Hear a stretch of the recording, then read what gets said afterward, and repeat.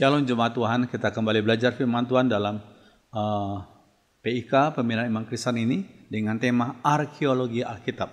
Kita mau belajar sedikit tentang arkeologi Alkitab sehingga kita sebagai umat Tuhan bisa mengerti dan memahaminya. Mari kita berdoa.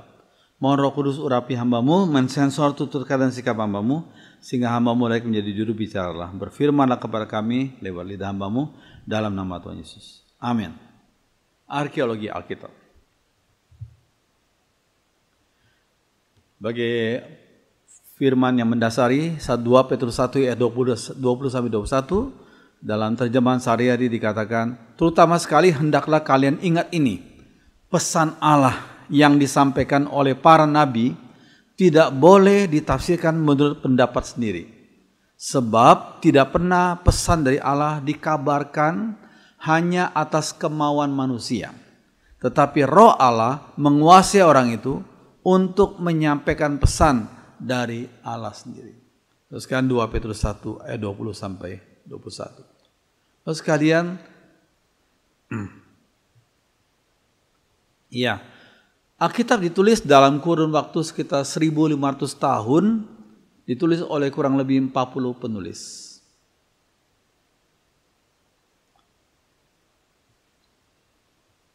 Isinya adalah dari beragam macam literatur. Ada yang sifatnya nyanyian seperti Mazmur, ada yang sifatnya sejarah, ada yang sifatnya kitab para rasul, ya. Ada berbagai macam jenis literatur. Nah, sekarang ini suatu hal yang penting sekali. Fokus utamanya adalah rencana penggenapan keselamatan dari Allah melalui Tuhan kepada umat pilihannya dan nubuat tentang akhir zaman. Itu fokus utamanya. Rencana penggenapan keselamatan dari Allah melalui Tuhan kepada umat pilihannya dan nubuat tentang akhir zaman.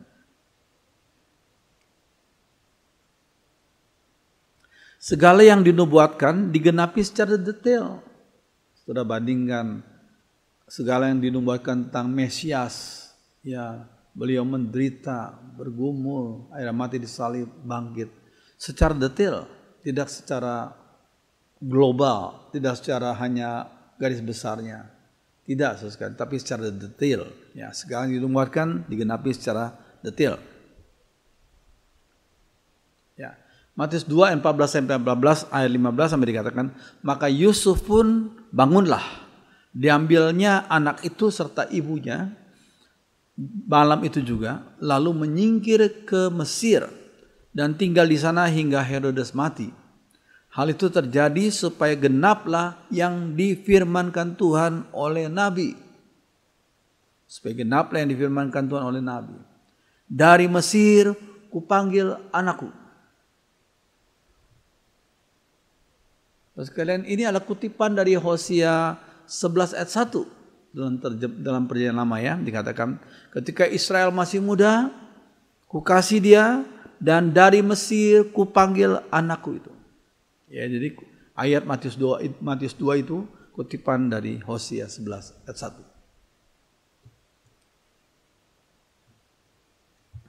Nah, Alkitab adalah firman Tuhan. Saya ulangi lagi. Alkitab bukan berisi firman Tuhan. Kalau berisi berarti ada bagian-bagian yang bukan firman, ada bagian yang firman Tuhan. Tapi Alkitab adalah firman Tuhan. Naskah aslinya tidak ada kesalahan.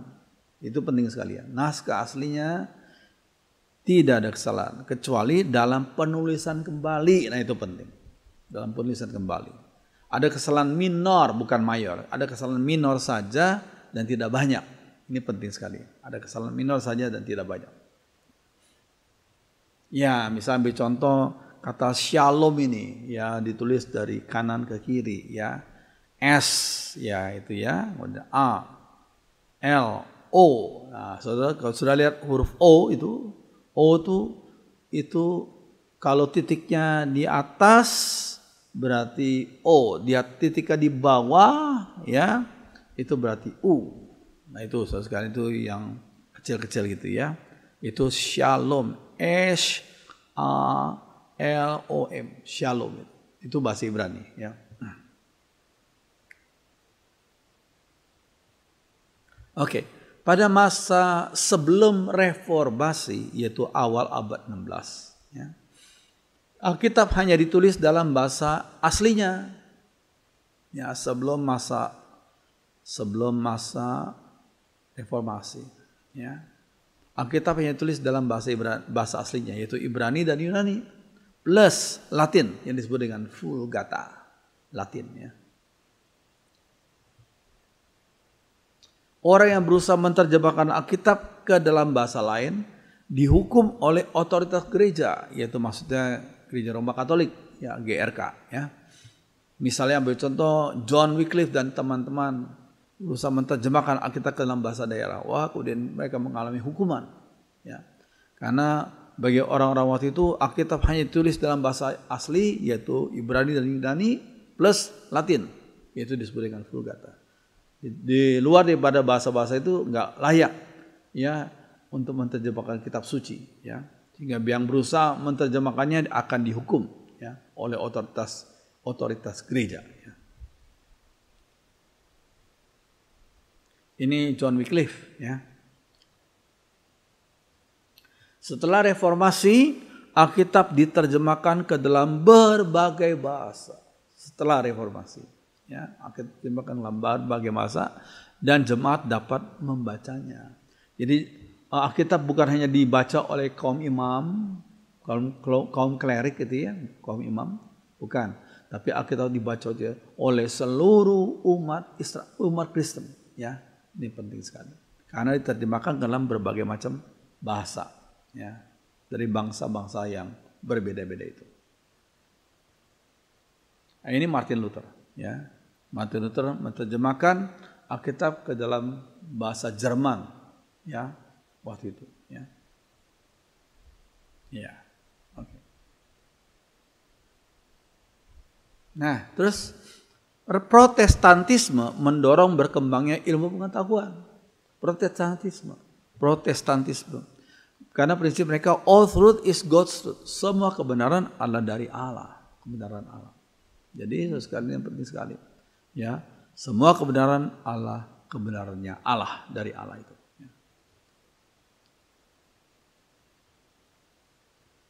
Nah, pernah ada pertentangan antara ilmuwan Kristen dengan otoritas gereja. Ya, bandingkan zamannya Galileo Galilei, ya. Galileo Galilei. Nah, saudara sekalian, setelah terbukti tafsiran gereja Roma Katolik keliru, maka sebagian orang mulai tidak percaya pada otoritas gereja. Kenapa Galileo Galilei menganggap itu keliru? Karena sebelumnya mereka nyebut dengan geosentris. Jadi mereka bilang, oh, seluruh alam semesta ini, seluruh planet-planet ini pusatnya pada bumi. Itu namanya geosentris, ya.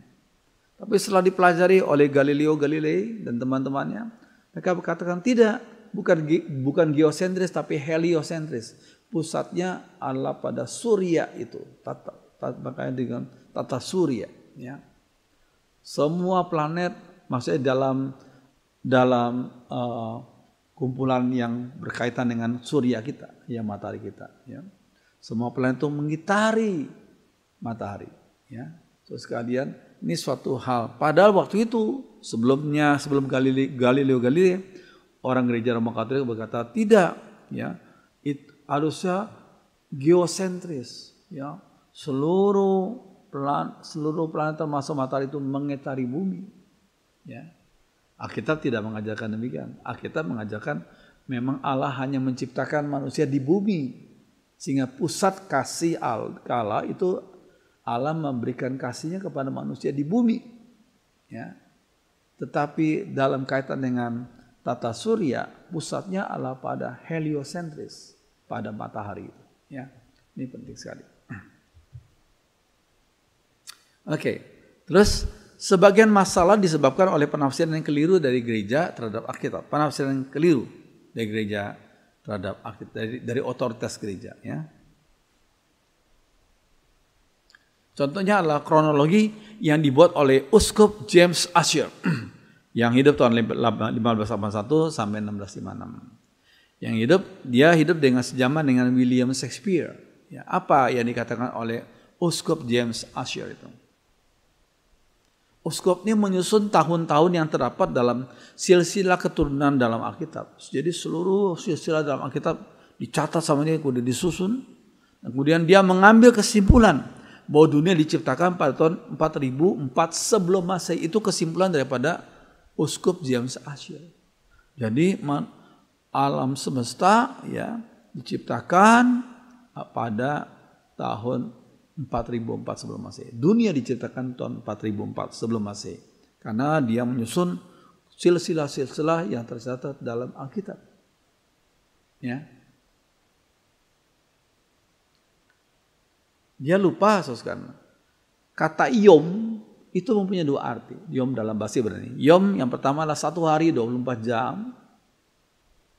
Tapi kata yom juga bisa berarti 1 periode waktu. Berapa jumlahnya nggak tahu, 1 periode waktu saja. Jadi itu. Jadi Uskup James Asher dia keliru dalam hal ini. Ya. Berapa usia bumi kita nggak tahu sampai sekarang.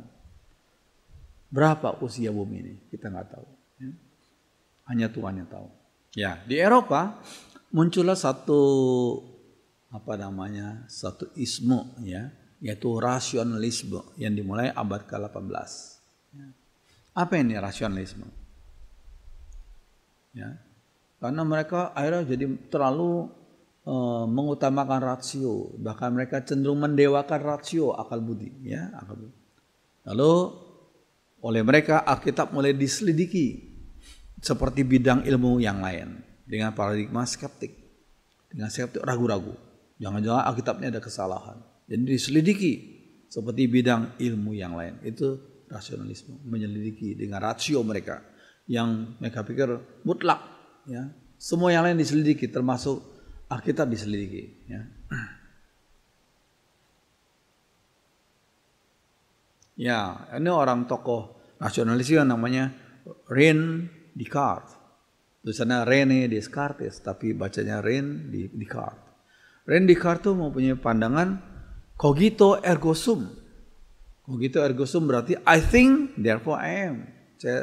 Saya berpikir, oleh karena itu saya ada. Saya berpikir, pikiran, ya, cogito ergo sum.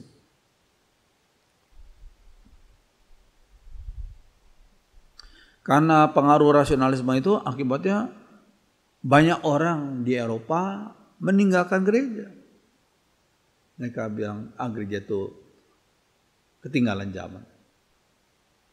Dunia ini dengan rasio mereka bisa maju tanpa Alkitab. Ya.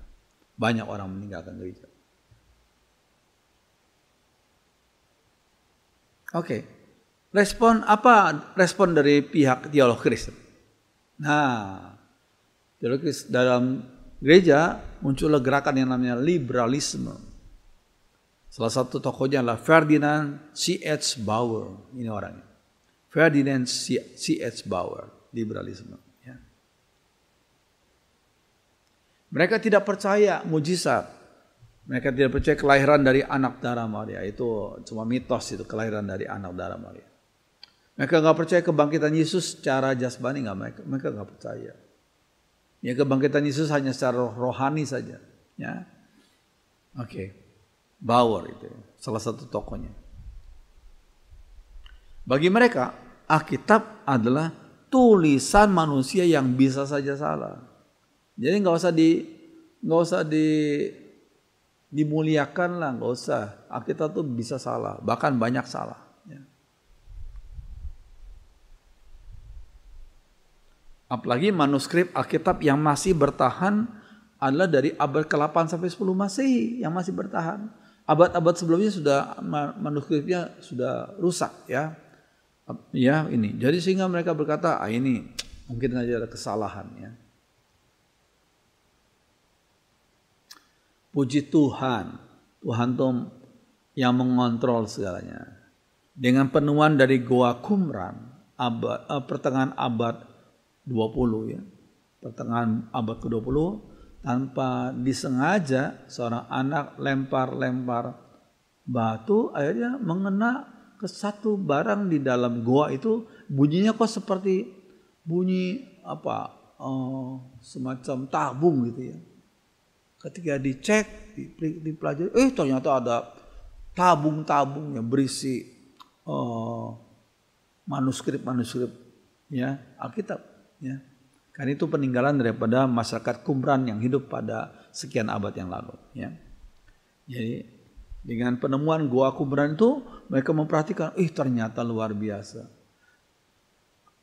Scripture, kitab suci yang ditulis oleh mereka yang pernah hidup pada zaman itu, ketika dicocokkan dengan sekarang ini, wah, sama ya.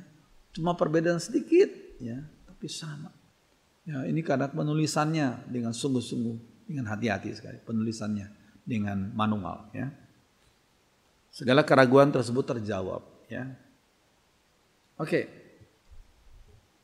Arkeologi modern berasal di Eropa pada pertengahan abad 19.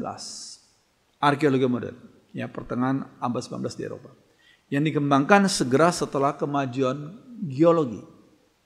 Kemajuan geologi.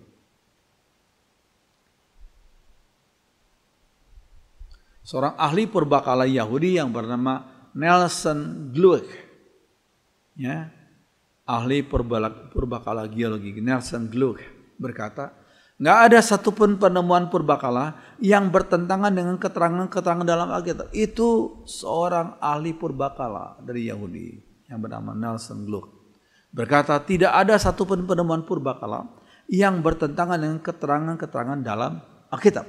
Puji Tuhan. Walau demikian, kita tidak dapat buktikan Alkitab sebagai firman Allah dengan memakai arkeologi. Sekali lagi saya ulangi lagi. Walau demikian, kita tidak dapat membuktikan Alkitab sebagai firman Allah dengan memakai arkeologi. Jadi orang bisa percaya Yesus karena mereka percaya arkeologi. Nggak ada. Semua karena karya Roh Kudus yang bicara.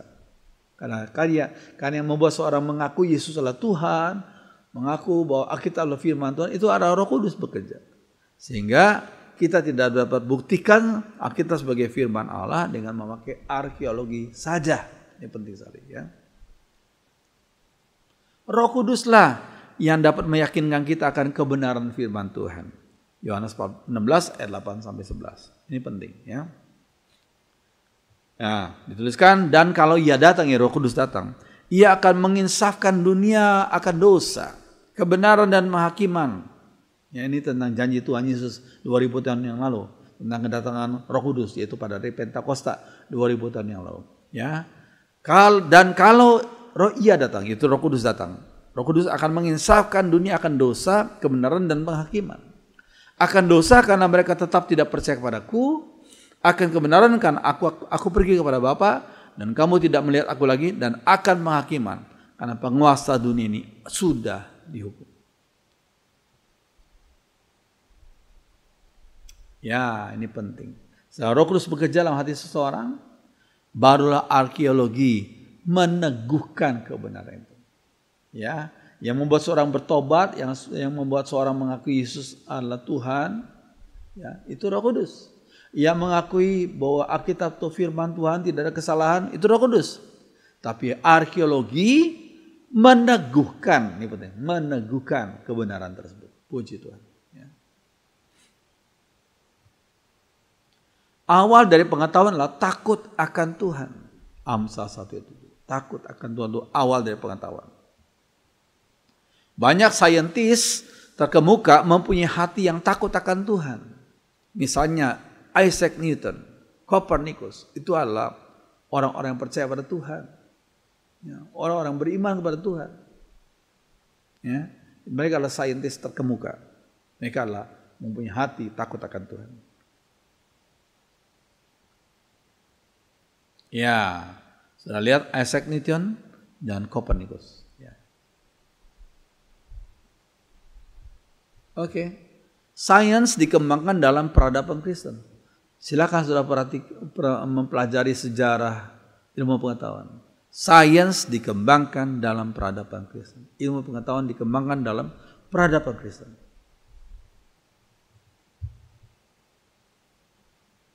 Metode ilmiah yang kita kenal sekarang mulai ditemukan pada abad ke-16 di antara orang-orang Kristen. Contohnya ada Galileo, ya. Yang sudah lihat fotonya itu. Metode ilmiah yang kita kenal sekarang mulai ditemukan pada abad ke-16 di antara orang-orang Kristen. Orang Kristen menghancurkan konsep politeistis Yunani. Ya, mereka percaya pada banyak dewa. Ya. Orang Kristen menghancurkan konsep politeistis Yunani yang menganggap alam semesta sebagai sesuatu yang berubah-ubah dan tidak berketentuan sehingga tidak dapat dipelajari secara sistematis. Itu konsep politeistis Yunani. Jadi orang yang percaya pada Alkitab bukanlah orang yang ketinggalan zaman. Jadi siapa bilang orang percaya Alkitab ketinggalan zaman? Oh tidak, ya, sama sekali tidak. Memang pernah terjadi pertentangan antara ilmu pengetahuan dan gereja Tuhan, yaitu gereja Roma Katolik waktu itu. Memang pernah terjadi pertentangan antara ilmu pengetahuan dengan gereja Tuhan, yaitu gereja Roma Katolik. Ya. Bandingkan misal penganiayaan yang dilakukan oleh gereja Roma Katolik terhadap Galileo dan Kopernikus, dua tokoh ilmu pengetahuan yang terkenal itu, pernah dianiaya oleh otoritas gereja Roma Katolik. Karena masalah geosentris versus heliosentris. Waktu itu gereja Roma Katolik memegang geosentris. Ya, semua pusatnya pada bumi. Alam semesta pusat bumi. Tapi Kopernikus dan Galileo Galilei berkata tidak, heliosentris. Dalam sistem tata surya kita, pusatnya adalah matahari. Semua planet yang lain mengelilingi matahari. Itu heliosentris. Ya, ini contohnya dengan teropong. Ya, yang mereka tahu yang benar bukan geosentris tapi heliosentris. Dalam konteks kasih Allah, ya kasih Allah berpusat pada bumi ini di mana manusia tinggal di bumi ini. Firman Tuhan tidak katakan bahwa manusia diciptakan di bumi, di planet yang lain. Manusia diciptakan hanya di planet bumi. Sehingga Allah menyatakan anugerah keselamatannya kepada bumi, karena di bumi ada manusia yang diciptakan menurut peta dan gambar Allah. Ya, ini tokoh Galileo Galilei, Kopernikus diadili oleh otoritas gereja Roma Katolik waktu itu. Ya. Oke. Walaupun Alkitab tidak ditulis dengan tujuan untuk menjadi buku pedoman ilmu pengetahuan, namun ada 325 ayat tentang 34 macam bidang sains yang terdapat di dalamnya. Ada 325 ayat tentang 34 macam bidang sains ilmu pengetahuan yang terdapat dalam Alkitab. Misalnya Yesaya 40 dikatakan bumi ini bulat, bumi ini bentuknya bulat.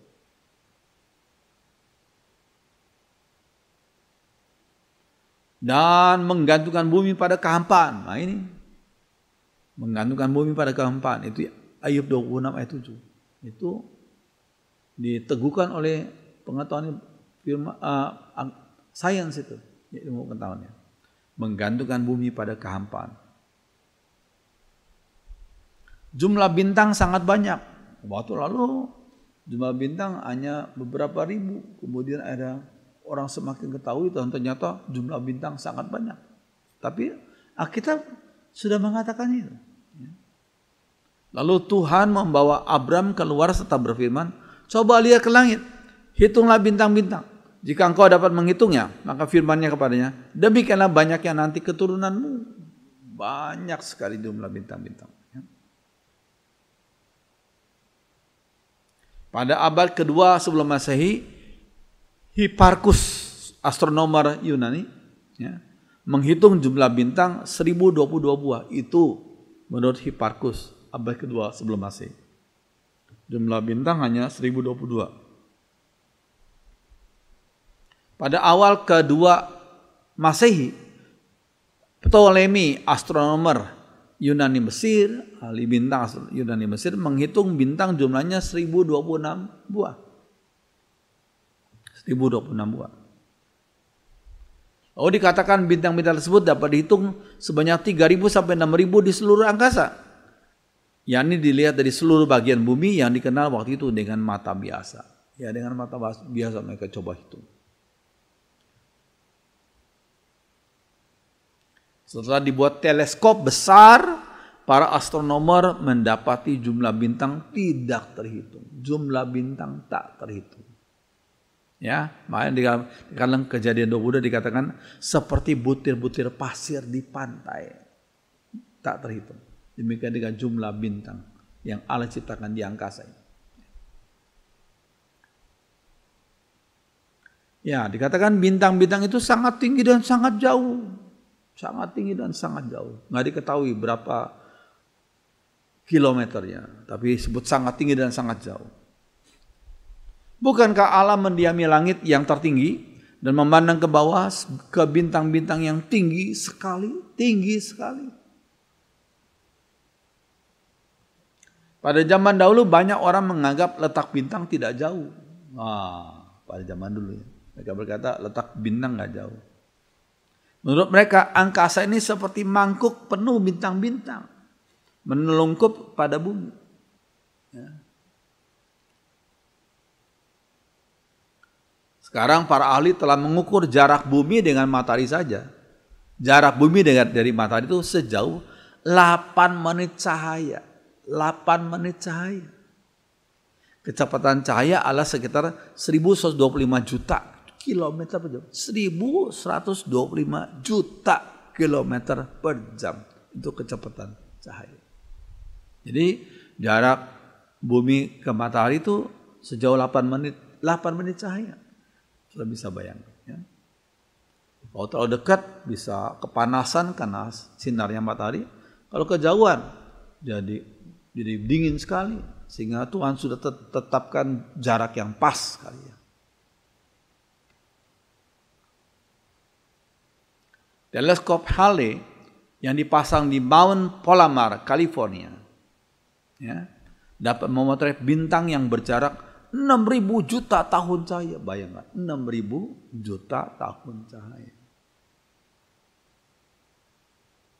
Namun masih ada lagi bintang-bintang yang letaknya lebih jauh lagi.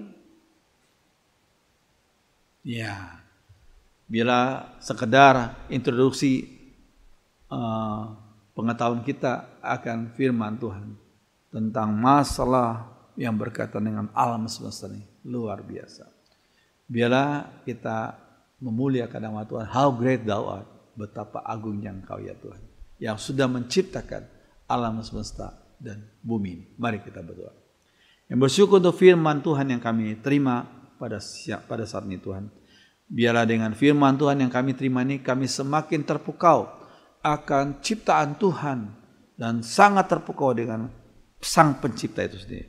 Biarlah segala kemuliaan bagi nama Tuhan saja. Terima kasih untuk firman Tuhan. Dalam nama Tuhan Yesus. Amin.